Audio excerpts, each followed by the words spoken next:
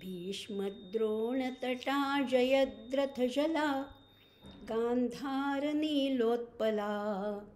शल्यग्राहवती कृपेण वहनी कर्णेन वेलाकुला अश्वत्थामविकर्णघोरमकरा दुर्योधनावर्तिनी सोत्तीर्णा खलु पाण्डवैरणनदी कैवर्तकः केशवः पाराशर्यवचः सरोजममलं गीतार्थगन्धोत्कटन् नानाख्यानककेसरं हरिकथा सम्बोधनाबोधितं लोके सज्जनषट्पदैरहरः पेपीयमानं मुदा भूयात् भारतपङ्कजं कलिमलं प्रध्वंसि न श्रेयसे मूकं करोति वाचालं पङ्गुल्लङ्घयते गिरिं यत्कृपातमहं वन्दे परमानन्दमाधवं नारायणं नमस्कृत्य नरं चैव नरोत्तमं देवीं सरस्वतीं व्यासं ततो जयमुदीरयेत्। ओम श्री परमात्मने नमः। नमस्कार श्रोते हो, माधवी रघुवीर या यूट्यूब चॅनलमध्ये आपणा सर्वांचं अतिशय मनापासून सानंद स्वागत करत आहे। धर्मक्षेत्रे कुरुक्षेत्रे या उपक्रमाच्या माध्यमातून आपण दर सोमवारी भेटतोय रात्री 8 वाजता आणि गीतेतल्या प्रत्येक अध्यायातल्या प्रत्येक श्लोकाचा अर्थ अधिकाधिक आणि सर्वांगाने जाणून घेण्याचा प्रयत्न करतोय। आणि आज आहे त्याचा 156वा भाग। बरोबर 3 वर्षापूर्वी म्हणजे 2021च्या गोकुळाष्टमीला आपण हा उपक्रम सुरू केला आणि आता या श्रावण महिन्यातले पुढचा सोमवार हा गोकुळाष्टमीचा आहे। बरोबर 3 वर्ष म्हणजे 52 आठवडे जर का धरले वर्षाचे तर बरोबर 3 वर्ष म्हणजे 156 आठवडे आपण सलग अखंडपणाने अविरतपणाने भेटतोय आणि हा अर्थ समजून घेतोय। आज मात्र त्याचा अगदी कलश अध्याय म्हणजे अगदी शेवटचे 4 श्लोक आज आपण बघणार आहोत। आणि ही गीता, या गीतेने आपल्यात खरंच परिवर्तन झालं का याचं थोडंसं सिंहावलोकनसुद्धा करणार आहोत। अशी ही गीता खरंच आपल्यामध्ये परिवर्तन घडवून आणणारी, बदल घडवून आणणारी, सकारात्मकता जपणारी अशी ही गीता आपण काय त्याच्यातनं मिळवलं एवढा याचाही किंचित आपण अभ्यास करणार आहोत। मागच्या भागात आपण पाहिलं की अर्जुनाला प्रश्न विचारला होता, कच्चिदेतत् श्रुतं पार्थ त्वयैकाग्रेण चेतसा कच्चिद ज्ञानसम्मोह प्रनष्टस्ते धनंजय। तुझं अज्ञान आणि तुझा संमोह नाहीसा झाला का अर्जुना, असं विचारलं होतं। अर्जुना नव्हतं म्हटलं, पार्थ म्हटलं होतं। आणि त्याच्यानंतर अर्जुनाने उत्तर दिलं तर हो, नष्टो मोह स्मृतिर्लब्धा त्वत्प्रसादान मयाच्युत। माझा अज्ञान आणि मोह नाहीसा झाला नाही त्वत्प्रसादात, तुझ्या कृपेने। गीतेतलं तत्त्वज्ञान अभ्यासताना याही बारीक बारीक गोष्टीसुद्धा आपण अभ्यासायच्या आहेत की अर्जुनाचा मोहही गेला आहे, अहंकार तर कधीच गेला आहे आणि आता तो म्हणतो की तुझ्या कृपेमुळे हे सगळं झालं आहे। आपल्याला एक कुठल्याही गोष्टीचं क्रेडिट स्वतःकडे घ्यायची खरं तर एक सवय लागलेली असते, तसं नाही आहे। प्रत्येक गोष्ट, जी चांगली गोष्ट आपल्या आयुष्यात घडते ती परमेश्वराच्या कृपेमुळे घडते, हे सतत मनामध्ये जाणीव असायला पाहिजे। अर्जुन तेच करतोय, त्वत्प्रसादात मया अच्युत म्हटलेलं आहे। अच्युत शब्दाचा अर्थ आणि तो किती वेळा आला हेही मागच्या भागात बघितलं। आणि हे सगळं बघत असताना संजयला काय वाटले, संजयला आपण एक छान शब्द पाहिला होता मागच्या वेळेस। गीता रहस्यामध्ये जो लोकमान्य टिळकांनी वापरला आहे तो शब्द होता उपश्रोता। अर्जुन हा मुख्य श्रोता असला तरी संजय हा उपश्रोता आहे। आणि या उपश्रोत्याने काय सांगितलं होतं, हा उपश्रोता म्हणाला होता, इत्यहं वासुदेवस्य पार्थस्य च महात्मनः संवाद मम श्रौषमद्भुतं रोमहर्षणम. हा जो संवाद मी ऐकला ना, हा जो इत्यहं, इति आणि शेवटी इतिनी त्याची सांगता केलेली आहे. अहम पार्थस्य वासुदेवस्य च महात्मनः. महात्मनः हा शब्द देहलीदीप या न्यायाने दोन्हीकडे ॲप्लिकेबल आहे. पार्थाला पण आहे आणि वासुदेवाला पण आहे, हेही आपण पाहिलं होतं. आणि हा जो अद्भुत संवाद, अलौकिक अपूर्व असा संवाद मी ऐकला आहे, तो कसा होता? तो रोमहर्षक असा संवाद आहे. अशा रोमहर्षक संवादाचं इथे संजय वर्णन करतो आहे आणि खरोखर तो अतिशय हर्षभरित झालेला आहे. आणि म्हणून तो म्हणतो आहे की ही गीता कशी आहे. हा जो संवाद ऐकला ना, पुन्हा पुन्हा वारंवार माझ्या अंगावर त्याचे रोमांच येत आहेत, हर्षभरित मी झालो आहे. कारण हे योगशास्त्र आहे, ही ब्रह्मविद्या आहे, हा श्रीकृष्ण अर्जुन याचा संवाद आहे, हे परमगुह्य असं ज्ञान आहे. आणि ह्या भगवद्गीतेमध्ये किंवा या संवादामध्ये अनेक विषयांना स्पर्श केलेला आहे, अनेक विषयांना स्पर्श केला आहे. आपण आत्तापर्यंत कितीतरी विषय अभ्यासले, आता त्याचा समारोप करायची वेळ आलेली आहे. पण नुसतं ऐकून सगळ्यांना समजतं का? ऐकणारे पुष्कळ असतात, श्रवण भक्ती करणारे पुष्कळ असतात. पण श्रवण भक्ती म्हणजे काय हेही आपण मागच्या भागात पाहिलं. पण तरी असं म्हटलेलं आहे, श्रवणायापी बहुर्भीर. बघा काय म्हटलेलं आहे, श्रवणायापी बहुभीर यो न लभ्य. श्रवण करायला मिळणं हेच भाग्य आहे, हे मिळत नाही. पुष्कळांना हे भाग्यसुद्धा मिळत नाही. बरं, ज्यांना भाग्य मिळतं, शृण्वन्तोपि बहवो यम न विद्युः. ज्यांना ऐकायला मिळतं, श्रवण भक्ती करायला मिळते, त्याच्यातल्या अनेकांना त्याचा अर्थ समजतच नाही. यम न विद्युः, जे जाणत नाहीत. कारण हे ज्ञानच असं आहे, हो, हे तत्त्वज्ञानच असं आहे. आश्चर्यो वक्ता कुशलोस्य लब्धा. हा आश्चर्यकारक अद्भुत असा वक्ता आहे. आश्चर्यो ज्ञाता कुशलानुशिष्ट. आणि हा जो ज्ञाता आहे, हा जो श्रोता आहे, हाही अतिशय कुशल आहे, अधिकारी आहे. आणि म्हणूनच हा संवाद कसा झाला आहे? अद्भुत झाला आहे, रहस्यमय झाला आहे, रोमांचकारी असा हा संवाद झालेला आहे. आणि असं संजय आता त्याचं वर्णन करतो आहे. बघा ना, या गीतेमध्ये किती विषय आलेत ना, किती. म्हणजे आहारापासनं बोलण्यापर्यंत, बसण्यापासनं चालण्यापर्यंत, वागण्यापर्यंत किती विषय सांगितले आहेत. गुणातीताची लक्षणं पाहिली, स्थितप्रज्ञाची लक्षणं पाहिली, उत्तम भक्ताची लक्षणं पाहिली, कर्मयोगी कसा असावा हेही पाहिलं, आत्मसंयम म्हणजे नेमकं काय आहे, किंवा दैवी गुण कुठले आहेत. म्हणजे बघा, आपल्याला किती ही दालनं अक्षरशः उघडी करून दिलेली आहेत, ही खुली दालनं केलेली आहेत. या दालनातनं आता किती आपल्याला रत्न लुटायचे आपणच ठरवायचे. हे भांडार आता खरं तर खुलं केलं आहे भगवंतानी आपल्यासमोर. आपल्याला हे वैभवाचं सगळं दालन खुलं करून दिलेलं आहे. आणि खरंच आहे, म्हणूनच एका गीतामध्ये असं म्हटलेलं आहे, ऐकून गीता गान मधुर मन, ऐकून गीता गान मधुर मन, विसरे जग जंजाळ, गीता ज्ञानाचे भांडार.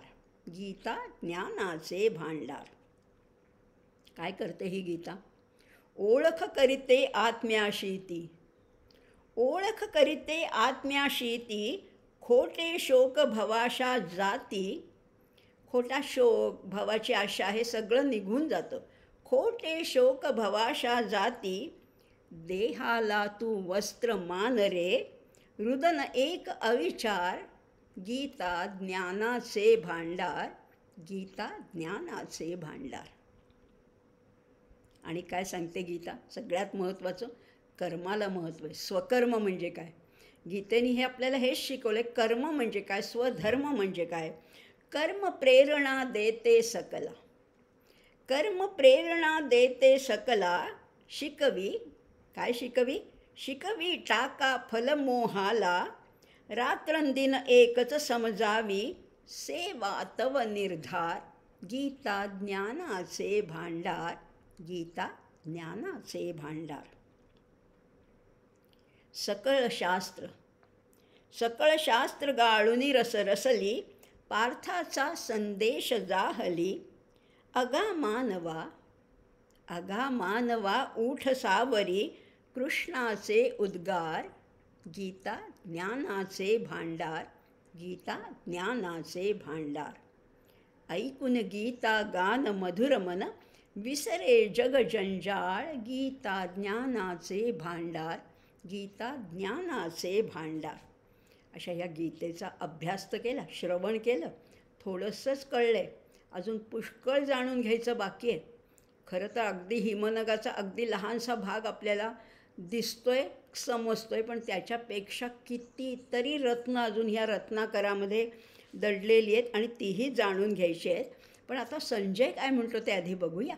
संजयच्या मुखातून काय काय रत्न बाहेर पडत आहेत. संजय म्हणतोय की हे सगळं ज्ञान विसरला नाही आहे बरं का संजय, की मीच बघा मला कशी दिव्यदृष्टी दिली, मी कसा सुज्ञ श्रोता आहे, असं काही म्हणत नाही. उलट तो म्हणतोय व्यासप्रसादाच्छ्रुतवान, व्यासप्रसादाच्छ्रुतवान एतद्गुह्यमहं परं, योगैयोगेश्वरात् कृष्णात् साक्षात कथयत स्वयं. हे कुणामुळे मला लाभलं आहे? हे साक्षात व्यासांच्या कृपेमुळे. व्यासप्रसादात श्रुतवान, मी हे ऐकले. काय? एतद्गुह्यमहं परं, गुह्यातलं गुह्य ज्ञान ऐकण्याची संधी मला कुणामुळे मिळाली आहे? साक्षात व्यासांमुळे मिळाली आहे. आणि व्यास कसे आहेत? व्यास हे साधे नाही आहेत बरं का. व्यासांनी महाभारत रचलं आहे. असं म्हणतात व्यासोच्छिष्टम जगत सर्वम. व्यासांनी या जगातल्या प्रत्येक गोष्टीला स्पर्श केलेला आहे आणि म्हणून या जगातली प्रत्येक गोष्ट हे व्यासांचं उच्छिष्ट आहे असंही म्हटलं जातं. किंवा आपण प्रार्थनेतही त्यांना वंदन करतोच ना. नमोस्तुते व्यास विशाल बुद्धी. सगळ्यात विशाल बुद्धी, व्यापक बुद्धी कुणाची आहे? व्यासांची. नमोस्तुते व्यास विशाल बुद्धी. त्यामुळे विशाल बुद्धी आहे, त्यांची मेधाशक्ती आहे, त्यांची उत्तुंग अशी प्रतिभा आहे. आणि खरंच आहे त्यांना स्वतःला दूरश्रवण, दूरदर्शन अशा अनेक दिव्य शक्ती ज्ञात होत्या आणि त्यांनी त्या संजयलासुद्धा प्रदान केलेल्या आहेत.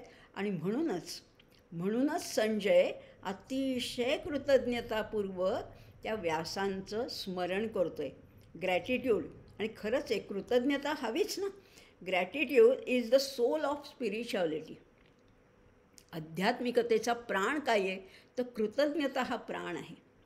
आध्यात्मिकतेला सुरुवात कुठून करायची? तर कृतज्ञता भावाने सुरुवात करायची. कुणी आपल्यासाठी एवढीशी जरी गोष्ट केली तरी त्याला ती पोचती करायची, त्याला त्याची पावती द्यायची आहे. किंवा निदान आपल्या बॉडी लँग्वेजमधनं, आपल्या देहबोलीतनं तरी ते त्याच्यापर्यंत पोचवायचे. आणि हा संजय हो, हा कोण आहे? हा संजय आहे. संजय हे नावच इतकं गोड आहे. जय शब्दाचा अर्थ आपल्याला कळतो, जी जयती असं त्याचं धातू आहे, जी धातू आहे. पण हा जय कसा आहे? नुसता साधा जय नाही आहे, समजय, सम्यक जय असा तो आहे. आणि कुणावर जय मिळवला आहे यांनी? शरीरावर, मनावर, इंद्रियावर ज्यांनी जय मिळवला आहे तो संजय आहे. आणि ह्या संजयाची बुद्धी कशी आहे? शुद्ध बुद्धी आहे, जितात्मनः आहे, जितेंद्रिय आहे. आणि सगळ्यात महत्त्वाचं म्हणजे तो निपक्षपाती आहे. संजय निपक्षपाती आहे. आणि त्याच्याकडे खरंच या सगळ्या शक्ती आहेतच. आणि त्याच्यात भर म्हणून व्यासाने त्याला दिव्य अशी दृक्श्राव्य शक्ती दिली होती. म्हणजे तो पाहू पण शकत होता आणि ऐकू पण शकत होता. ऑडिओ व्हिज्युअल आपण ज्याला म्हणतो ना, अशी शक्ती कुणी दिली? योगेश्वरात कृष्णात. योगेश्वर अशा कृष्णाने. आता योगेश्वर कृष्णाला का म्हटले? मागे तर महायोगेश्वरो हरिही असंही म्हटलं होतं. इथे योगेश्वर म्हटलेलं आहे. योगेश्वर म्हणजे कोण आहे? कृष्णाचं नाव आहे हे तर आपल्याला माहिती आहे. पण प्रत्येक नावाचा अर्थ बघतोय ना आपण. अच्युत कोण आहे? केशव कोण आहे? जनार्दन कोण आहे? ऋषिकेश कोण आहे? तसंच हा योगेश्वर कोण आहे? तर हठादी योगांचं जो कारण आहे, हठयोग आणि असे अनेक योग आहे, या सगळ्यांचं जे मूळ कारण आहे, आदी कारण आहे, तो हा योगेश्वर आहे. आणि कसा आहे? हा मायाधीश आहे. मायाधिपती आहे, सर्वश्रेष्ठ आहे, सर्वोत्तम आहे, योग्यांचा योगी आहे आणि म्हणून तो योगेश्वर आहे. म्हणून तो योगेश्वर आहे. योगै योगेश्वरात कृष्णात साक्षात. आपण म्हणतो ना साक्षात, मी हे साक्षात पाहिलं. साक्षात म्हणजे अक्ष म्हणजे डोळा आणि स अक्षात म्हणजे मी माझ्या डोळ्याने पाहिलं आहे. आता संजयनी तर हे सगळं दृश्य हा संवाद ऐकला आहे आणि त्याचं हे रूप डोळ्यांनी पाहिलेलं आहे आणि म्हणून संजय कसा झाला आहे, कृतकृत्य झाला आहे, परिपूर्ण आहे, अतिशय तृप्त झालेला आहे, संतुष्ट झालेला आहे. आणि खरंच आहे, हे सगळं खरंच आहे. या एकूणच आपल्याला मानवी जन्माच्या एकूण जीवनाच्या उन्नतीसाठी किंवा ऐहिक असू दे, पारलौकिक असू दे, या प्रगतीसाठी समन्वय साधण्यासाठी आपल्या जीवनामध्ये अनेक विरोधी गोष्टीसुद्धा असतात. या सगळ्याचा समतोल, बॅलन्स, समन्वय साधण्यासाठी किंवा अगदी त्याच्याही पेक्षा एवढंही नको, एवढं अवघडही बोलायला नको, साधं सोपं सहज जीवन जगण्यासाठी ही गीताच मार्गदर्शक ठरते. ही गीताच आपल्याला मार्गदर्शक ठरते आहे. मागेही बोलले होते मी, आठवते तुम्हाला? आपण एखादं यंत्र विकत आणतो तेव्हा त्या यंत्राबरोबर, त्या गाडीबरोबर आपल्याला एक मॅन्युअल मिळतं, एक माहितीपत्रक मिळतं, एक मार्गदर्शक गोष्टी सांगणारं असतं. समजा गाडी घेतली तर ही किती स्पीडने चालवा, त्या टायरमध्ये हवेचा दाब किती असायला पाहिजे, हे सगळं सांगितलेलं असतं. म्हणजे ती गाडी चांगलं मायलेज देईल किंवा त्याचा चांगला उपयोग होईल. मग आता एवढं हे शरीराचं यंत्र वापरायचं आहे तर एखादं मॅन्युअल नको का? मग दिलं आहे ना, हो हेच दिलं आहे आपल्याला, मॅन्युअलच दिलं आहे. ही गीता हेच मॅन्युअल आहे, हे माहितीपत्रक आहे. आणि खरंच ही गीतेची थोरवी विलक्षण आहे. एकदा सांगून किंवा आता आपल्याला कळली गीता असं कोणीही कृपया म्हणू नका. कुणालाच अजून समजली नाही आहे. मी तर फारच यकश्चित व्यक्ती आहे, मला तर अजिबातच समजली नाही. पण तुमच्या निमित्ताने हा अभ्यास करण्याची पुन्हा पुन्हा संधी मिळाली. पुन्हा पुन्हा एखाद्या शब्दाचे अर्थ आणखीन उलगडत गेले. पण म्हणजे समजली का? नाही ना अजून. आणि समजा समजली तरी आचरणात कुठे आणता येते? आचरणात आणणं ही सर्वश्रेष्ठ पायरी आहे असंही आपल्याला खरंच म्हणावं लागेल. संजय काय म्हणतो, योगै योगेश्वरात कृष्णात साक्षात, मी पाहिलं डोळ्यांनी, कथयत स्वयं, आणि त्यांनी बोललेलं आहे. डायरेक्ट स्पीच आणि इनडायरेक्ट स्पीच असं असतो. इथे साक्षात भगवंतांच्या मुखातले शब्द मी ऐकलेत असं संजय अतिशय आनंदित, हर्षभरीत होऊन म्हणतो आहे. आणि एवढंच नुसतं ऐकलं नाही आहे तर राजन संस्मृत्य संस्मृत्य संवाद मी ममद्भूतम केशवार्जुनयोः पुण्यम हृष्यामि च मुहुर्मुहुः. ते शब्द कानात अजून रुंजी घालत आहेत. अजून ते शब्द संपले नाही आहेत, पुन्हा पुन्हा.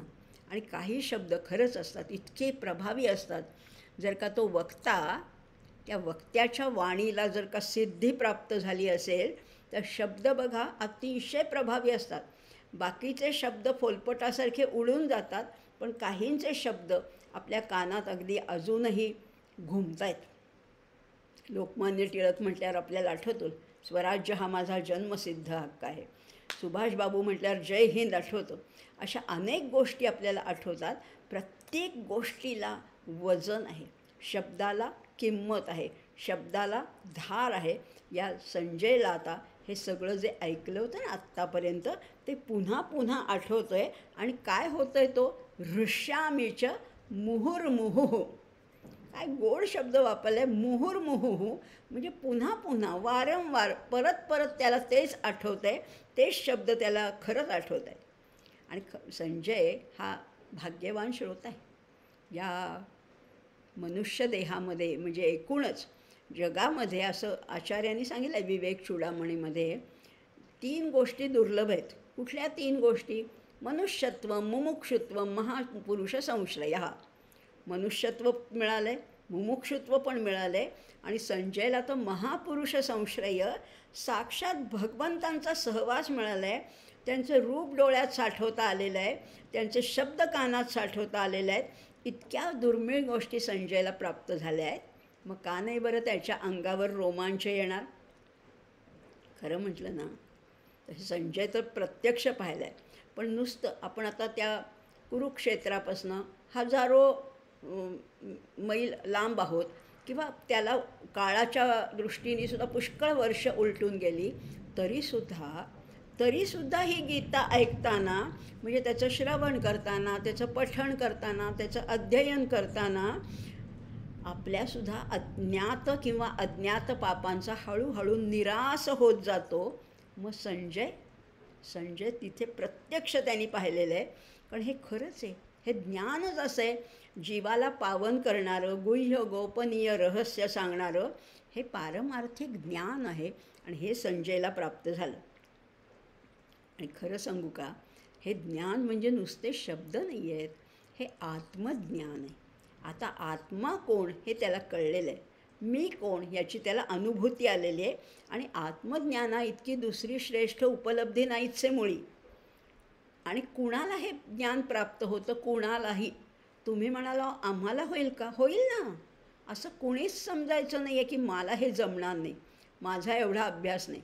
खरंच आपलं जीवन आपल्याला अतिशय आनंदमय जर का जगायचं असेल, जीवनाचे सार्थक करायचं असेल, कृतकृत्य करायचं असेल, तर ही गीताच आपल्याला मार्गदर्शक ठरणार आहे. मग आणि जीवन खरं सुंदर करण्यासाठी एक गंमत सांगू का, आपण सुंदर असण्याची गरज नाही आहे बरं का, किंवा आपण धनवान बुद्धिमान असण्याची सुद्धा गरज नाही आहे. फक्त निष्ठेने, फक्त निष्ठा पाहिजे, फक्त श्रद्धा पाहिजे.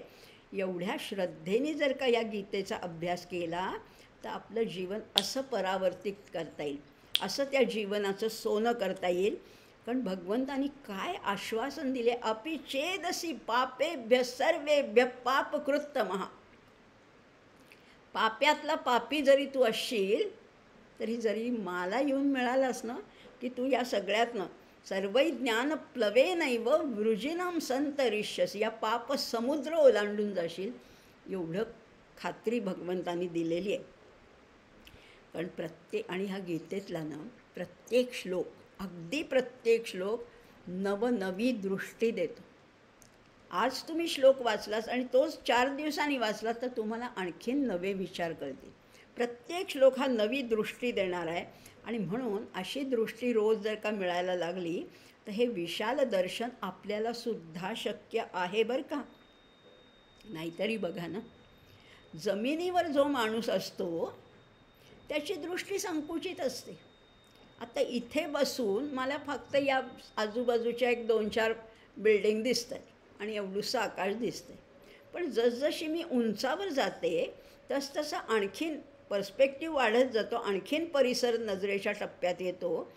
किंवा आणखीन विमानामध्ये गेल्यावर तर विहंगावलोकन आपल्याला करता येतं. म्हणजे बर्ड्स आय व्ह्यू ज्याला म्हणतो ना, पक्ष्याच्या नजरेतनं बघता येतो. विमानामधनं बघा ना, विमानातून जेव्हा आपण जातो तेव्हा खरंच आपल्याला व्यापक गोष्टींचा अनुभव घेता येतो, व्यापक गोष्टींचा अनुभव घेता येतो. जसं जसं वर अत्युच्च शिखरावर जातो तसतशा कक्षा रुंदावत जातात, व्यापक होतात आणि खरंच मोठ्या प्रमाणात दर्शन घडतं. अगदी विश्वदर्शन नाही म्हणत मी, पण मोठ्या प्रमाणात दर्शन घडतं. आपण जेव्हा विमानात असतो, विमानातनं जेव्हा खिडकीतनं बघतो, खरं म्हटलं ना तर तेव्हासुद्धा आपल्याला पुष्कळ एरिया दिसतो, पुष्कळ प्रदेश दिसतो, बरेच बिल्डिंग दिसतात, इमारती दिसतात, एखादं गाव दिसतं, एखादी नदी असते, रस्ते दिसतात, या सगळ्या गोष्टी दिसतात. खरं सांगू का, या अनंत कोटी ब्रह्मांडामधलं हे एक ब्रह्मांड, एवढ्या गॅलक्सीमधलं एवढंसं एक ब्रह्मांड आहे. त्या ब्रह्मांडातली पृथ्वी म्हणजे एक अक्षरशः ठिपका आहे. या ठिपक्यावर म्हणजे अक्षरशः या ठिपक्यानंतर त्याच्यातला एक आशिया खंड आहे. या आशिया खंडामधला भारत अगदी चिमुकला देश आहे, खरंच चिमुकला देश आहे.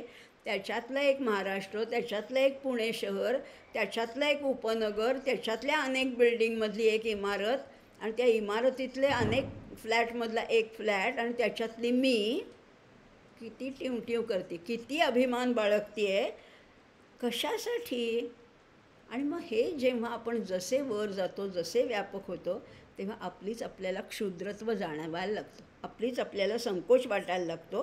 आणि खरंच आहे, म्हणूनच या गीतेमुळे आपला दृष्टिकोन व्यापक व्हायला पाहिजे.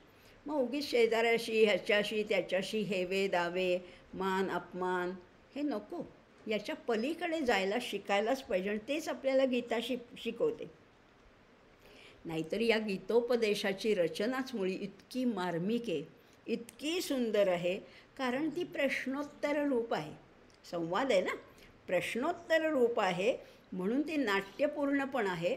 आणि सगळ्यात महत्त्वाचं म्हणजे ती क्रमवार आहे, त्याला ऑर्डर आहे, त्याला काहीतरी एक त्याची रचनेला काहीतरी एक आधार आहे असंही आहे. आणि हा रंगलेला संवाद आहे, हे नाट्य रंगलेलं आहे, या रणभूमीची रंगभूमी झालेली आहे. त्यामुळे ही गीता आपली ग्रीप घेते, आपलं मनाची पकड घेते. आणि म्हणून तर मग आपल्यालाही कळायला लागतं की निकृष्ट अवस्थेकडून मला उत्कृष्टतेकडे जायचे, या अवस्था बदलायला पाहिजे. आणि या जीवनाचा आंतरिक विकास कसा साधायचा हेही गीता मला सांगायला लागते. गीता आपली माऊली आहे, हे आपल्याला सारखं सांगत असते. आणि खरंच आहे, नाहीतरी आपल्याला स्थूलाकडनं सूक्ष्माकडे जायचं आहे ना.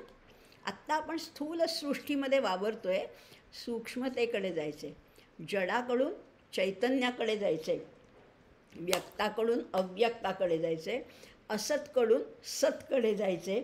असतोमा सद्गमय तमसोमा ज्योतिर्गमय, त्या अंधाराकडून त्या प्रकाशाकडे जायचं आहे, त्या जीवत्वाकडून त्या जीवभावाकडून त्या शिवभावाकडे जायचं आहे, विषादाकडून प्रसादाकडे जायचे, अशाश्वताकडून चिरंतनाकडे जायचे, मृत्यूकडून त्या अमरतेकडे जायचे. हे जर का खरंच करायचं असेल, आणि आता शेवटचं बोलते, आपण कोण आहोत? हे देह म्हणजे माती आहे, अक्षरशः माती आहे, ती संपणारच आहे. मग आता शेवटचं बोलते, सॉईलकडनं सोलकडे जायचे. SOIL सॉईल, जायचे कुठे? SOUL आत्म्याकडे जायचे, आत्म्याचा शोध घ्यायचा आहे. आणि हा आत्म्याचा शोध कसा घेणार आम्ही काही ज्ञानी नाही, आम्ही काही पुस्तकं वाचली नाही. तुम्ही इथेच बसून ठाईचं बैसोनी करा एक चित्त, आणि तो आवडीने अनंत आळवावा. तो अनंताला आळवायचे. कसं आळवायचं? 4 स्टेप्स सांगितलेत. बघायच्या का? म्हणजे आपल्याला करता येतील का? हो, करता येतील ना. इथे जागेवरच बसा, मागे वळून बघा.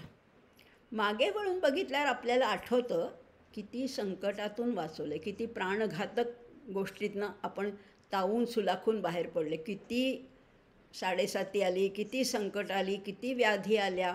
अगदी खूप संकटातनं त्या परमेश्वराने वाचवले. म्हणून असं एक इंग्लिशमध्ये वचन आहे, look back and thank God. मागे बघा आणि त्याचे आभार माना. Look back and thank God. Look forward and trust God. पुढे बघा आणि त्याच्यावर विश्वास ठेवा. आत्ता तुम्हाला भीती वाटते ना, कसं मी ह्या पर्वत ओलांडून जाणार, कसं या look forward and trust God. Look around and believe God and look within and find God. शोधा, भगवंत इथेच आहे, आतच आहे, खरंच आहे, तो कुठेही नाही हो. बाहेर शोधूच नका, तो फाइंड म्हणजे तू खरंच look within and find God. Samarth तर आमचे म्हणतात, तस्मात विचार करावा, देव कोण तो ओळखावा, आपला आपण शोध घ्यावा अंतरयामी. आणि हेच गीतेने शिकवलं आहे, शोध बाहेर घ्यायचा नाही आहे, तो आतच घ्यायचा आहे. आणि ही खरंच ही सायकॉलॉजी आहे. आणि भगवंत हे स्वतः मानसशास्त्रज्ञ आहेत, त्यामुळे ह्या सगळ्याच ह्या मनातले सगळे सूक्ष्म कंगोरे त्यांनी ओळखलेत. भावभावना आहे, रागद्वेष आहे, या सगळ्याचा सूक्ष्म विचार केला आहे. आणि हे सगळं साध्य होणार आहे बरं का, तुम्हाला, मला, यांना त्यांना सगळ्यांना साध्य होणार आहे. मात्र प्रयत्न पाहिजे. भगवंत म्हणतात ना, नमे भक्त प्रणश्यती, माझे भक्त कधी नाही नष्ट होणारच नाहीत, ते काहीतरी करतील. ज्यांनी गीता वाचली, ज्यांनी गीता अभ्यासली, तो निश्चितपणाने आपलं जीवन उन्नत करणारच. अनन्याश्चिंतयन्तो माये जनाः पर्युपासते तेषां नित्याभियुक्तानां योगक्षेमं वहाम्यहम्. बघा ना, उद्धरेदात्मनात्मान, किती गीतेने संदेश दिलेत. खरं सांगू का, ह्या 700 श्लोकातले तुमच्या आवडीचे 60 श्लोक काढा. तुमच्या आवडीचे कुठलेही, यांना जो आवडेल तो त्यांना नाही आवडणार, पण तुमच्या आवडीचे 60 श्लोक काढा. एखाद्या चांगल्या कागदावर किंवा बोर्डवर लिहून ठेवा, तुमच्या समोर ठेवा. जेव्हा तुम्हाला दुःख होईल, विषाद होईल, काय करावं, किंग कर्तव्य मूढ अवस्था होईल, तेव्हा त्या श्लोकांकडे बघा, मार्ग निश्चित सापडेल. 60 श्लोक तुम्ही तुमचे निवडा. उद्धरेदात्मनात्मानं नात्मानमवसादयेत आत्मैव हि आत्मनो बंधुरात्मैव रिपुरात्मनः. एक जोर मिळतो. उत्तिष्ठ भारत म्हटल्यावर आपण खरंच उठून उभे राहतो आणि त्या संकटाला सामोरे जातो. आणि आता संजय म्हणतो की खरंच हे सगळं ऐकून मी त्या आनंद सागरामध्ये नुसत्या डुबक्या खातोय, मला इतका आनंद होतो आहे.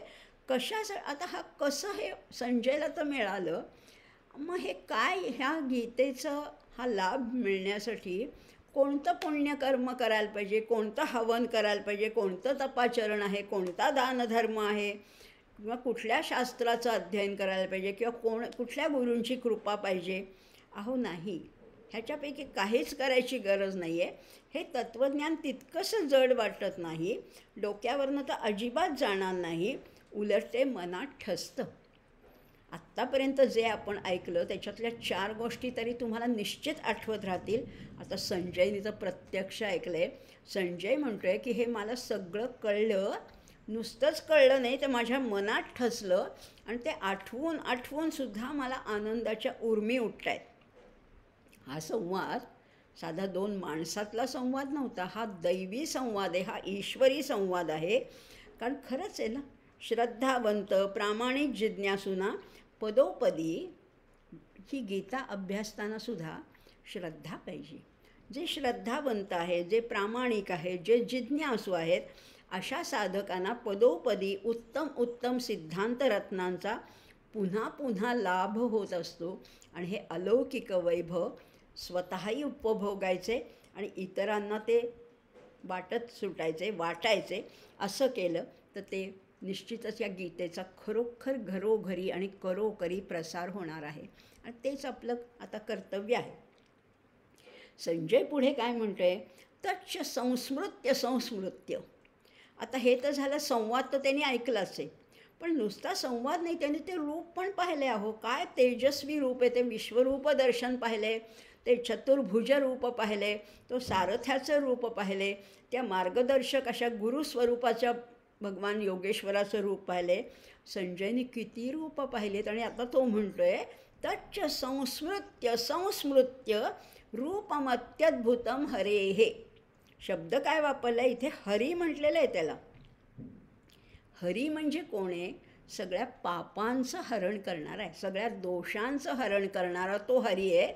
आणि त्याचं ते रूप आठवून, म्हणजे श्रवणसुख तर मिळालंच संजयला, पण आता दर्शनसुखसुद्धा मिळालं आहे. आणि तो म्हणते ते रूप आठवून. आणि बघा ना, खरंच आहे, आपल्यालासुद्धा एखादी प्रिय गोष्ट पुन्हा पुन्हा डोळ्यासमोर आणावीशी वाटते. आपण फोटो, एखाद्या कार्यक्रमाचे फोटो, एखाद्या आपल्या प्रिय व्यक्तीचे फोटो पुन्हा पुन्हा पाहतो. काय बदल होणार असतो का? नाही, पण परत परत पाहायला छान वाटतं. मग आता संजय तर एवढं हे विश्वरूप दर्शन, एवढा हा संवाद पाहिला आहे, एवढं हे ऐकलं आहे, आणि म्हणून तो आता म्हणतो की मला पुन्हा पुन्हा हृष्यामीच पुनः असंही म्हटलेलं आहे. खरंच हे दर्शन कुणाला शक्य नाही. नाहं वेदैर्न तपसा न दानेन न चेजया. दानाने नाही, कुणाला हे शक्य. देवांनासुद्धा हे दर्शन दुर्लभ आहे. हे दर्शन संजयला मिळालेलं आहे. कारण दिव्यता आहे, भव्यता आहे, उदात्तता आहे, ही विशेषणंसुद्धा थिट्टी पडावीत, तोकडी पडावीत, कल्पना तोकड्या पडाव्यात, असं हे दिव्य दर्शन आहे. आपण जास्तीत जास्त आपल्या कल्पनेची झेप कुठपर्यंत नेता येईल की ते अतिशय विराट होतं, दिव्य होतं. पण हे शब्दसुद्धा कमी आहेत, इतकं ते वेगळं दर्शन होतं. म्हणजे कसं सांगू का, आश्चर्याने आश्चर्यचकित व्हावं. लक्षात घ्या, आश्चर्याने आश्चर्यचकित व्हावं, उन्नततेने नम्र व्हावं, विशालतेने संकोचावं आणि भव्यतेने वाकावं, असं दर्शन होतं. आपल्या दृष्टीने, आपण सामान्य मानवांच्या दृष्टीने सूर्य तेजस्वी आहे, पण या भास्कराच्या प्रखरतेने सुद्धा निरांजनातील ज्योतीची सौम्यता स्वीकारावी असं ते विश्वरूप दर्शन होतं. तो भास्वर, दैदिप्यमान सूर्यप्रकाश आणि त्याच्याच जोडीला ही गीता काय मिलाफ आहे हो. तो भास्वर, तो दैदिप्यमान असा सूर्यप्रकाश आणि त्याच जोडीला त्याच्या दुसऱ्या टोकाला शरद ऋतूतील पौर्णिमेची ती अशी आल्हाददायक अशी कौमुदी, या सगळ्याचा संगम झालेला आहे. तो प्रखर सूर्यप्रकाश पण आहे, ती आल्हाददायक कौमुदीसुद्धा आहे. त्यामुळे हा शांत रस आणि अद्भुत रसाचा संगम आहे. मग संजय नाही का हर्षभराने उचंबळणार? आपण इतक्या दूर असून सुद्धा आपल्याला आनंद होतो, याच्यात काय नवल आहे? संजय तर हर्षभराने उचंबळतोच आहे, पण नवल आहे बरं का. संजयचं नवल नाही आहे. हे सगळं ऐकत असताना सुद्धा धृतराष्ट्र अतिशय मख्ख आहे. त्याच्या मख्खपणाचं मात्र नवलच आपल्याला वाटतं. त्याला या संजयच्या हर्षोल्लासाचा अर्थच समजत नाही आहे. हा कशासाठी एवढा आनंदित झाला आहे, कशासाठी एवढा हर्षभरित झाला आहे, हे काही धृतराष्ट्राला कळतच नाही आहो. आणि हे कळायलासुद्धा रसिकता पाहिजे, प्रतिभा पाहिजे, ती नजर पाहिजे. धृतराष्ट्र नुसता चर्मचक्षुनी अंध नाही आहे, अंतश्चक्षुनीसुद्धा त्याला काहीच कळत नाही आहे. आणि म्हणून त्याला या आनंदाचं कारण किंवा त्याचं स्वरूपच समजत नाही आहे. संस्कृतमध्ये एक सुभाषितामध्ये असं म्हटलेलं आहे की हे ब्रह्मदेवा, तुम्हाला कितीही सांग गोष्टी, त्या मी सहन करीन, पण एक सांगू नको बरं का. अरसिकेषु कवित्व निवेदनम शिरसी मा लिख मा लिख मा लिख मा लिख. रसिकाला कवित्व उलगडून सांगणं हे मला नको सांगूस. पण बघा ना, एखादी सुंदर गोष्ट प्रज्ञावंताला चटकन समजते, ती उलगडून सांगितली की त्याच्यातली मजाच जाते. आपल्या ग्रुपमध्ये सुद्धा एखादी व्यक्ती असते की जिला साधा विनोदसुद्धा समजत नाही, मग तो उलगडून सांगावा लागतो, पण त्याच्यातली मजाच जाते. धृतराष्ट्र कसा आहे सांगू का? पाण्यात मगर असते बरं का. मगरीचं कातडं कसं असतं? कडक असतं. आता कडक गोष्टी आपण पाण्यात घातल्या की त्या जरा मऊ होतात ना. आपण काही भिजत घालतो, कडधान्य म्हणा किंवा अशा काही गोष्टी भिजत घातल्यानंतर मऊ होतात. पण मगर रात्रंदिवस त्या पाण्यात असून कधी मऊ होते का? धृतराष्ट्राची तीच अवस्था झालेली आहे. धृतराष्ट्र बहिर्मुख आहे. त्याला अजून काही कळतच नाही आहे. बाह्य जग आहे, विषय आहेत, उपभोग आहे, प्रसंग आहेत, याच्यामध्ये सुखाचा शोध घेतो आहे. त्यामुळे त्याला कळतच नाही आहे. तो म्हणतो, हे राहू दे रे संजया, तू काय सांगतोय? हृष्यामीच्या मुहुर्मुहू, मला आनंद होतो आहे, व्यासांची कृपा आहे, योगेश्वराची कृपा आहे. काय बोलतोयस तू? मला काही हे सांगू नको, मला फायनल रिझल्ट सांग. अंतिम निर्णय काय आहे तेवढंच मला सांग. त्याला बाकी कसा भगवंतांचं रूप कसं होतं, बोलणं किती गोड, याच्यामध्ये धृतराष्ट्राला किंचितही स्वारस्य नाही. निर्णय काय आहे एवढंच सांग. पण तिथंच जेव्हा जीव अतिशय बहिर्मुख होतो, विषयामध्ये अगदी गुरफटून जातो, तिथेच जीवाचं अधःपतन आहे. तिथेच जीवाचं अधःपतन आहे. आपल्याला नाही ना अधःपतित व्हायचं नाही, आपल्याला वरती जायचे. ऊर्ध्वं गच्छन्ति सत्वस्था. खरंच आहे. अशा गोष्टी आहे. लहर ढूंढे लहर को, कपड़ा ढूंढे सूत, जीव ढूंढे ब्रह्म को, तीनों ऊत के ऊत. लहर ढूंढे लहर को. समुद्रातली लाट आहे, ती म्हणते समुद्र कुठे आहे, समुद्र कुठे आहे, समुद्र कुठे, शोधतीये शोधतीये, सापडतच नाही आहे. कपडा ढूंढे सूत.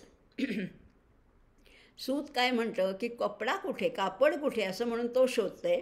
जीव ढूंढे ब्रह्म को. आणि आपण सुद्धा म्हणजे जीवात्मा जो आहे तो ब्रह्माला शोधतोय शोधतोय शोधतोय. तीनो ऊत के ऊत. तिथंच राहतात ते, काही त्यांच्यामध्ये प्रगती होत नाही. पण आपण तसे नाही होत. आपल्याला प्रगती करायची. त्यामुळे आपण ओळखायचे की ते ब्रह्म, ते परब्रह्म, तो परमात्मा कुठे बाहेर जायचंच नाही आहे. तो माझ्या अंतर्यामी आहे. तुझे आहे तुझं पाशी, परी तू जागा चुकलासी, हे ओळखायचे. तो आतच आपल्याला सापडणार आहे. आता इथे तत्र तच्च संस्मृत्य रूपमत्यद्भुतं हरेः विस्मयो मे महान राजन. राजन शब्द वापरला बरं का इथे. या 77व्या श्लोकामध्ये राजन म्हटलेलं आहे. कुणाला म्हटलं आहे राजन? धृतराष्ट्राला म्हटलं आहे. रिपोर्टिंग कुणाला चाललं आहे? धृतराष्ट्राला. आणि आत्ता तरी गादीवर कोण आहे, सिंहासनावर कोण आहे? धृतराष्ट्र. तो राजा आहे आणि म्हणून त्याला म्हटलं आहे राजन. खरंच आहे, तो राजा आहे. पण आता पुढे काय म्हणतात? ऋष्यामीच पुनः पुनः. नराचा नारायण बनवणारं हे शास्त्र जर का आपण जाणून घेतलं, नीट अध्ययन केलं, नीट त्याचा शोध घेतला, तर आपल्यालासुद्धा त्या नारायण स्वरूपापर्यंत पोचता येईल. नरैंचैव नरोत्तमम अशा अर्जुनासारखीच आपली अवस्था आहे. आत्ता आपण नर असलो तरी नरोत्तम होणारच नाही का? होऊ शकतो. आणि नरोत्तमच होऊन थांबायचं नाही आहे, तर नारायण स्वरूप व्हायचं आहे. त्यामुळे हा हरी कसा आहे? तो अज्ञान दूर करणारा हरी आहे, पाप दूर करणारा आहे, मायाधीश आहे, महेश्वर असा हरी आहे. आणि म्हणून त्या प्रसन्न सौम्य रूपाचं दर्शन संजयला झालं आहे. सौम्य रूप आहे आता विश्वरूप नाही, आता विराट नाही, आता भयंकर असं दर्शन नाही आहे. सौम्य रूपाचं दर्शन झालं. आणि संजयची अवस्था कशी झाली? अंतःपूर्ण बहिःपूर्ण पूर्ण कुंभ इवार्णवे अशी त्याची अवस्था झाली. समुद्रात एखादा घडा टाकला, त्याच्यामध्ये आतही पाणी आहे, बाहेरही पाणी आहे, आणि संपूर्ण त्या समुद्रात पाणीच पाणी आहे. आणि तेच पाणी संजयमध्ये, म्हणजे तोच आनंद संजयला लाभलेला आहे, अशी त्याची अवस्था झालेली आहे. बघा ना, काय सुंदर आहे. आणि सगळे एकही श्लोक, ह्याच्यातला श्लोक म्हणण्यासारखा नाही आहे बरं का. ही सगळी गीता मंत्रमय आहे. आणि आता अगदी अखेरच्या श्लोकाकडे येणार आहोत. अखेरचा श्लोक या सगळ्याचा समारोप करणारा श्लोक आहे, मंत्र आहे. यत्र योगेश्वरः कृष्णो यत्र पार्थो धनुर्धरः तत्र श्रीर्विजयो भूतिर् ध्रुवा नीतिर्मतिर्मम. काय सुंदर सांगितलं आहे. यत्र काय म्हटलेलं आहे? जिथे. आता रिझल्ट सांगितला आहे, पण हा साधा फक्त त्या युद्धापुरता नाही आहे बरं का निकाल. तो जो निर्णय सांगितला ना, तो आता वैश्विक निर्णय सांगितला आहे. या एकट्या या धर्मक्षेत्रे कुरुक्षेत्रावर झालेल्या युद्धापुरता, या धर्मयुद्धाचा हा निर्णय नाही, तर हा वैश्विक सत्य संजय सांगतोय. तो काय म्हणतो आहे? यत्र म्हणजे जिथे योगेश्वरः कृष्ण. जिथे कृष्ण आहे, पण कृष्ण कुठला? साधा कृष्ण नाही आहे, योगेश्वर कृष्ण आहे. योगेश्वर, योगांचा जो ईश्वर असा कृष्ण आहे. आणि यत्र पार्थो, पार्थसुद्धा कसा आहे? धनुर्धर हा. म्हणजे बघा, योगेश्वर श्रीकृष्ण आणि धनुर्धर पार्थ जिथे आहेत, तिथे काय असणार आहे? तत्र श्रीर्विजयो भूतिर् ध्रुवा नीतिर्मतिर्मम. तिथे श्री आहे, तिथे विजय आहे, तिथे भूती म्हणजे वैभव आहे, आणि अचल अढळ अशी नीती तिथे आहे, असं माझं मत आहे, असं संजयने सांगितलेलं आहे. तेज आहे, बल आहे, पौरुष आहे, विद्या आहे, राज्य आहे, धन धान्य पुत्र पौत्र, ह्या सगळ्या अभ्युदयाची प्राप्ती कशामुळे होते? जिथे दोन गोष्टी आहेत. दोन गोष्टी जिथे आहेत. आता दोन गोष्टी इथे योगेश्वर कृष्ण आणि धनुर्धर पार्थ असं जरी म्हटलं असलं तरी त्याचा व्यापक अर्थ असा आहे की जिथे मानवी प्रयत्न आहेत तिथे परमेश्वरी कृपा आहेच. परमेश्वरी कृपा आहेच म्हणजे खरंच आहे. Efforts of man and grace of God हे जेव्हा मिळतात तेव्हा हे आपोआप सगळं होणारच. असेंडिंग एफर्ट्स ऑफ मॅन, माणसाने प्रयत्न करत करत वरती जायचं आहे, आणि डिसेंडिंग ग्रेस ऑफ गॉड ती येणार आहे. आणि तिथे जो मिलन बिंदू आहे तिथे जय आहे, धृती आहे, विजय आहे, श्री आहे आणि नीती आहे, असं सगळं मिळणार आहे, असं संजयनी हा निर्णय सांगितलेला आहे. रमण महर्षी तर म्हणतात, उपदेशसारम अशा त्यांच्या ग्रंथामध्ये रमण महर्षींनी म्हटलेलं आहे, कर्तुराज्ञया प्राप्यते फलम. कर्तुः आज्ञया, कर्तुराज्ञया म्हणजे खरंच आहे, नाहीतरी काय आहे, परमेश्वराच्या आज्ञेने सगळ्या जीवांना त्यांच्या त्यांच्या कर्माचं फळ प्राप्त होत असतं. मला वाटतं मी एवढे श्रम केले, मी एवढे कष्ट केले, मी एवढा ध्यास घेतला म्हणून माझं हे पूर्ण झालं. अहो नाही. परमेश्वराची इच्छा आहे. कर्तुराज्ञया प्राप्यते फलम असं रमण महर्षी म्हणतात. ते खोटं नाही आहे. प्रत्येक गोष्टीच्या मागे त्याची सत्ता आहे, त्याची इच्छा आहे आणि खरंच आहे. परमेश्वर म्हणजे कोण आहे किंवा त्याची श्रद्धा म्हणजे कशाला म्हटलेलं आहे? अस्ति इति बुद्धी इति श्रद्धा. श्रद्धेने काम केलं. श्रद्धा मग योयम पुरुषो यो यत् श्रद्धस्स एव सहा, हेही पाहिले. आणि खरं सांगू का, प्रत्येक मनुष्य हा श्रद्धायुक्त असतोच. विषय भिन्न भिन्न असतील, पण श्रद्धा कोणाची आईवर असेल, कोणाची गुरूंवर असेल, कोणाची देवावर असेल, कोणाची विज्ञानावर असेल, पण श्रद्धा आहेच. माणूस हा सश्रद्धच आहे. अगदी देवावर नसेल पण कशावर तरी श्रद्धा असतेच. आता हे सगळं करत असताना आपण काय करतो, हे फक्त मनात शोध घ्यायला विसरतो. माणसाचं हेच दुर्दैव आहे की तो मनात शोध घ्यायला विसरतो. बडे बडे ढूंढे पहाड, पुष्कळ मोठ्याले पहाड अगदी शोधून पाहिले. बडे बडे ढूंढे पहाड और कणमे ढूंढना भूल गए. पर्वतात आम्ही खूप शोधलं पण त्या धुळीच्या कणात शोधायचं राहूनच गेलं. और कणमे ढूंढना भूल गए, भोले भक्त भगवान को अपने मन में ढूंढना भूल गए. आपल्या मनात शोधायचे. बाकी जगभर सगळीकडे भटकतो, शोधतो पण मिळत नाही. काय सुंदर सांगितलं, यत्र पार्थो धनुर्धरः. प्रयत्न करायचे. आणि शब्द काय वापरलाय? पार्थ. जवळजवळ 40 वेळेला पार्थ वापरलाय बरं का संपूर्ण भगवद्गीतेमध्ये. आता इथे पार्थ का वापरलाय? या शेवटच्या मंत्रामध्ये पार्थ हा शब्द का? एक तर पृथेचा मुलगा, पृथा म्हणजे कुंतीचा मुलगा म्हणून पार्थ तर म्हटलंच आहे. पण ती कुंती कशी होती की प्रतिकूल परिस्थितीमध्ये सुद्धा जिची बुद्धी भ्रष्ट झाली नाही किंवा दैवी संपत्तीचा, नीतिधर्माचा जिने कधीही त्याग केला नाही, तिचा पुत्र आहे हा. मग तो धर्मपरायण असणारच.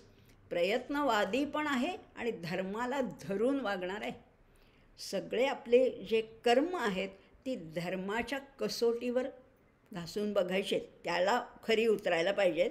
त्यामुळे तो निष्ठावान पण आहे, तो धनुर्धर पण आहे, प्रयत्नशील आहे, क्षात्र धर्म जाणणार आहे, धुरंधर आहे, युद्धनीतीमध्ये निष्णात आहे. आणि खरंच आहे, भगवान शंकरांनी त्याला गांडीव धनुष्य दिलं होतं. असा हा अर्जुन कोण आहे सांगू का? अगदी आपल्या भाषेत मॅन ऑफ ॲक्शन आहे. मॅन ऑफ ॲक्शन असा हा अर्जुन आहे. कारण त्याच्याकडे दुर्दम्य असा आत्मविश्वास आहे, जिद्द आहे, धैर्य आहे, इच्छाशक्ती आहे. महापराक्रमी असूनसुद्धा श्रद्धावान आहे, धर्मपरायण आहे, परिपक्व आहे, विवेकी आहे, धार्मिक आहे. आणि खरंच सांगू का, खरंच सांगते, हे लक्षातच ठेवूया. कुठलीही गोष्ट करताना परीक्षेमध्ये तुम्हाला यश मिळवायचं असेल तर अभ्यास जरूर करायलाच पाहिजे, अभ्यास पाहिजेच. पण त्याला थोडं आस्तिक्याचं अधिष्ठान पाहिजे, आस्तिक्य बुद्धी पाहिजे, थोडी त्या एका दैवी शक्तीवर श्रद्धा पाहिजे. सामर्थ्य आहे चळवळीचे, जो जे करील तयाचे, परंतु तेथे भगवंतांचे अधिष्ठान पाहिजे. आणि ते अधिष्ठान अर्जुनाकडे, आणि म्हणूनच हा जय मिळालेला आहे. नाहीतर होती की कौरवांकडे यांच्यापेक्षा जास्त सेना होती पांडवांपेक्षा. पांडवांकडे 7 अक्षौहिणी होती, कौरवांकडे 11 अक्षौहिणी सेना होती. म्हणजे क्वांटिटीच्या दृष्टीने पाहिलं तर कौरवांची सेना जास्त मोठी होती, प्रभावी होती. पण तरीसुद्धा विजय कुणाचा झाला? पांडवांचा. कारण अधिष्ठान त्यांच्याकडे, साक्षात भगवंत त्यांच्या बाजूने आहे म्हणून विजय झालेला आहे. नुसताच त्या क्वांटिटीवर नसतं तर क्वालिटी पण पाहिजे असंही म्हटलेलं आहे. आणि शेवटी असं आहे, धर्मो रक्षति रक्षितः. जो धर्माचं रक्षण करतो, धर्म त्याचं रक्षण करतो. आणि अर्जुनाने तेच केलेलं आहे. अर्जुन स्वतः धर्मपरायण असल्यामुळे त्याच धर्माने, त्याच क्षात्रधर्माने त्याचं रक्षण केलं आणि म्हणून जय मिळवलेला आहे असंही म्हटलेलं आहे. आता संजय काय म्हणतोय बघा, काय एक एक शब्द फार सुंदर आहे. अतत्वं पुत्राणाम जयाशां परित्यज. आता संजय आता त्याला इतकं सामर्थ्य प्राप्त झालेलं हे सगळी गीता म्हणजे त्यांनी हा संवाद ऐकला आणि पाहिला.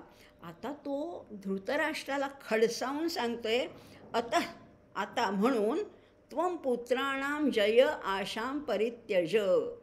आता तू तुझ्या मुलांचं ते जय आणि काय जे तुला वाटतंय वैभव लाभेल आणि गादी लाभेल हे परित्यज, तू हे सोडून दे. कारण कौरवांकडे किंवा ह्या गीतेतला शब्द आहे धार्तराष्ट्रांकडे क्वांटिटी आहे पण क्वालिटी नाही आहे ना. त्यामुळे हे सांगत असताना संजयने एक वैश्विक सिद्धांत मांडलेला आहे.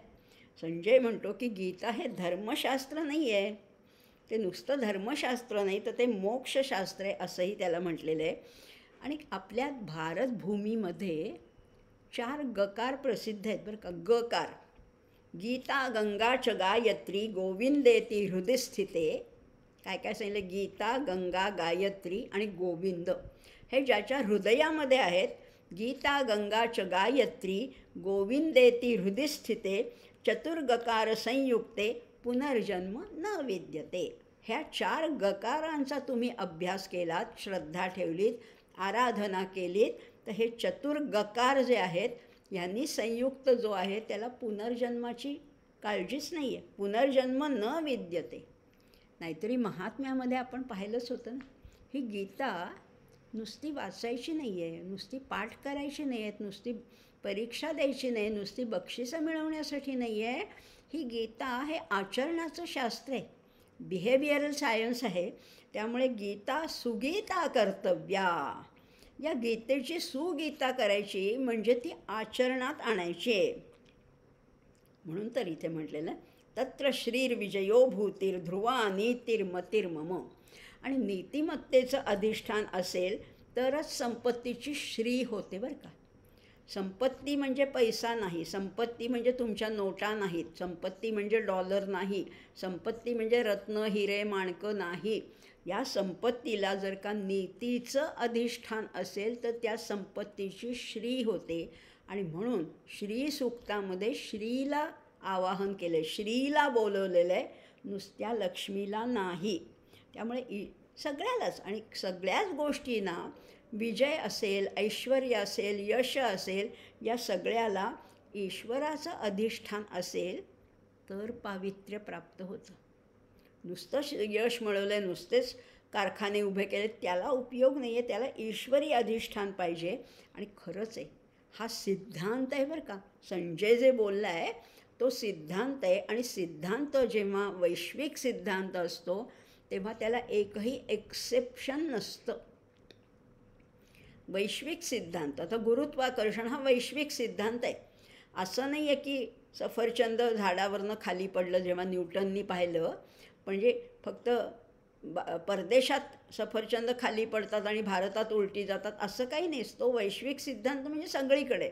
तसाच हा सिद्धांत जो संजय बोलतो आहे तो प्रतिपक्षातल्या म्हणजे धार्तराष्ट्रांकडच्या कर्णाला सुद्धा हा मान्य आहे. कर्णाने म्हटलेलं आहे महाभारतामध्ये, काय म्हटलं आहे, स एव राजा, तोच राजा आहे. कोण?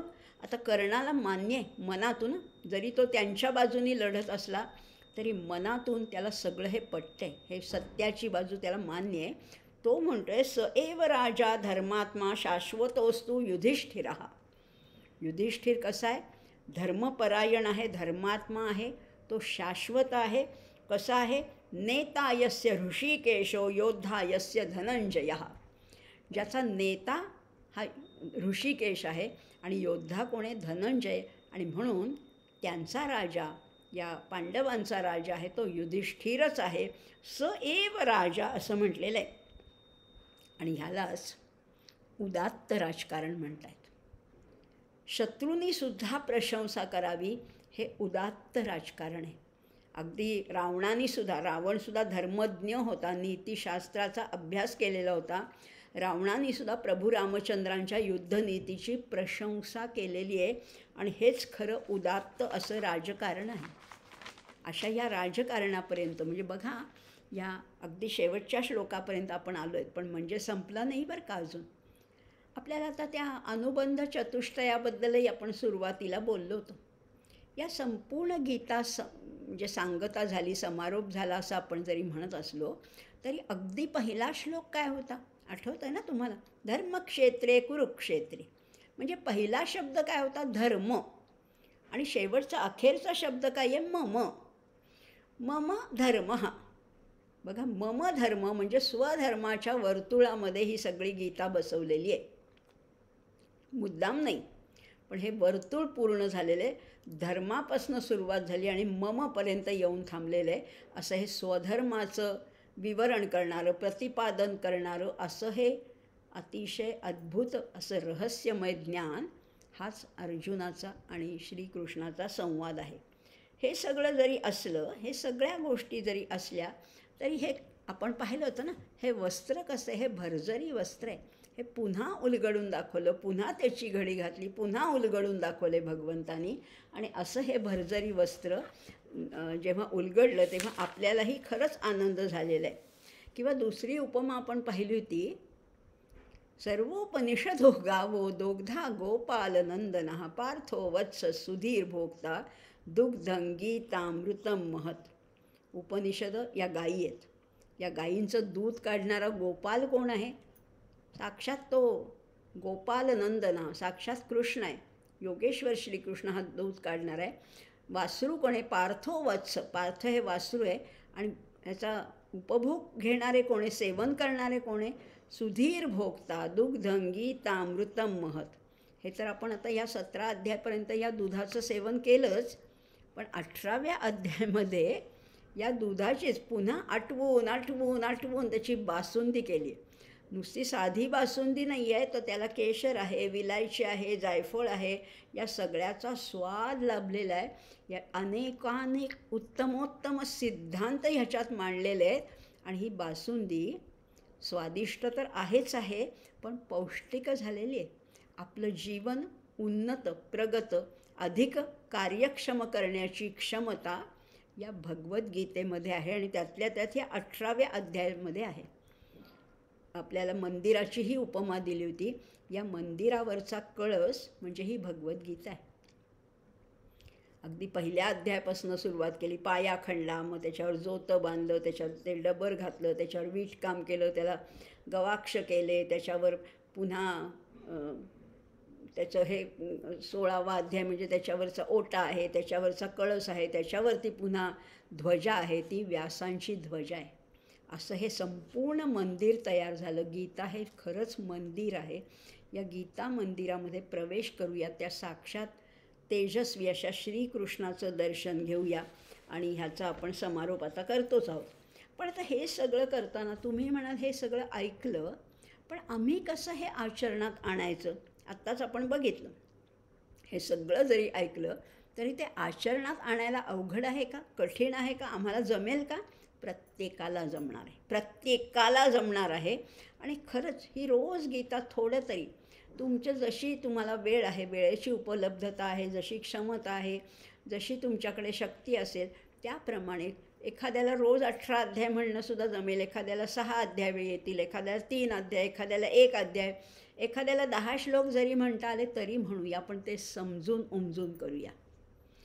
ही गीता हे नावच मुळी गाण्यासाठी आहे. हे गायचं आहे. जाता जाता गाईन मी.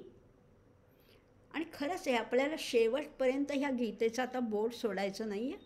जायची वेळ आली, अगदी हे जग सोडून जरी जायची वेळ आली तरी म्हणायचं आहे, जाता जाता गाईन मी, गाता गाता जाईन मी, गेल्यावरही या गगनातील ताऱ्यांमधूनही राहीन मी.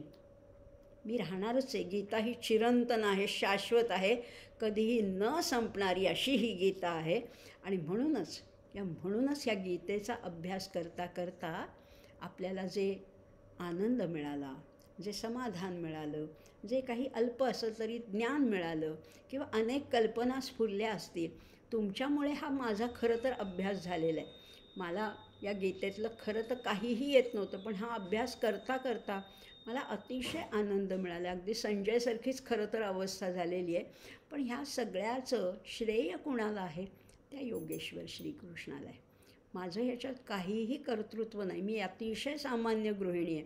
ना माझ्याकडे विद्या आहे, ना व्यासंग आहे, ना ग्रंथपठण आहे, ना बुद्धिमत्ता आहे, काहीही नसलं तरी आपल्यासारख्या प्रेमळ आणि रसिक आणि जाणकार श्रोत्यांमुळे मला हे एवढं बोलता आलं, हेच माझं केवढं भाग्य आहे. त्यामुळे फोडिले भांडार धन्याचा हा माल, मी तो हमाल भारवाही, इतकीच नम्र भावना आहे. त्वदीय वस्तू गोविंद तुभ्यम समर्पये. हे सगळं तुझंच आहे. बोलवलं कुणी, बोलतं केलं कुणी, तूच केलं. त्यामुळे तुझंच सगळं आहे. त्वदीय वस्तू गोविंद तुभ्यम समर्पये. इतकीच नम्रत्वाची विनयशीलतेने आपल्या सगळ्यांना अभिवादन करते आणि आपल्या सगळ्यांचा या गीता 18व्या अध्यायाच्या कलशाध्यायामध्ये आपल्या सगळ्यांचा निरोप घेणार आहे. आणि हे घेताना आपण हे आजचे 4 श्लोक तर म्हणूच या नेहमीच्या आपल्या प्रथेप्रमाणे, आणि शेवटची प्रार्थनासुद्धा म्हणणार आहोत. शेवटचे हे 4 श्लोक म्हणूया.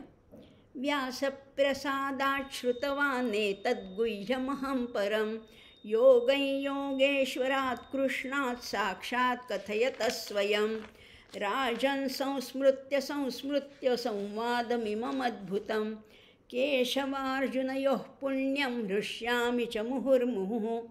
तच्च संस्मृत्य रूपमत्यद्भुतं हरेः. विस्मयो मे महान् राजन् हृष्यामि च पुनः पुनः. यत्र योगेश्वरः कृष्णो यत्र पार्थो धनुर्धरः, तत्र श्रीर्विजयो भूतिर्ध्रुवा नीतिर्मतिर्मम. ॐ तत्सदिति श्रीमद्भगवद्गीतासु उपनिषत्सु ब्रह्मविद्यायां योगशास्त्रे श्रीकृष्णार्जुनसंवादे मोक्षसंन्यासयोगो नाम 18ोऽध्यायः. श्रीकृष्णार्पणमस्तु. शुभं भवतु. अथ ध्यानम्. शान्ताकारं भुजगशयनं पद्मनाभं सुरेशं, विश्वाधारं गगनसदृशं मेघवर्णं शुभांगं, लक्ष्मीकान्तं कमलनयनै योगिभिर्ध्यानगम्यं, वन्दे विष्णुं भवभयहरं सर्वलोकैकनाथं. यं ब्रह्मा वरुणेन्द्ररुद्रमरुतस्तुन्वन्ति दिव्यैस्तवैः, वेदैः साङ्गपदक्रमोपनिषदैर्गायन्ति यं सामगाः. ध्यानावस्थिततद्गतेन मनसा पश्यन्ति यं योगिनो, यस्यान्तन्न विदुःसुरासुरगणा. देवाय तस्मै नमः. देवाय तस्मै नमः. देवाय तस्मै नमः. भगवान गोपाल कृष्ण महाराज की जय. गीता माता की जय. ज्ञानेश्वर महाराज की जय. जय जय रघुवीर समर्थ. याच्यानंतर आरती म्हणायची असते, पण ती प्रत्येकाने आपल्या घरी आरती करायची. गीतेच्या पुस्तकामध्ये आहे, ती अखेरीला करूया. आणि पुढच्या सोमवारी आता नवीन विषय घेऊन आपण नक्कीच भेटणार आहोत. उपनिषदाला आपण गोकुळाष्टमीपासून म्हणजे 26 ऑगस्टपासून आपण गोकुळाष्टमीला सुरुवात करतो आहे. तेव्हा पुन्हा भेटूया. बघत राहा. असाच लोभ सगळ्यांनी माझ्यावर ठेवा आणि माधवी रघुवीर हे यूट्यूब चॅनल बघत राहा. धन्यवाद.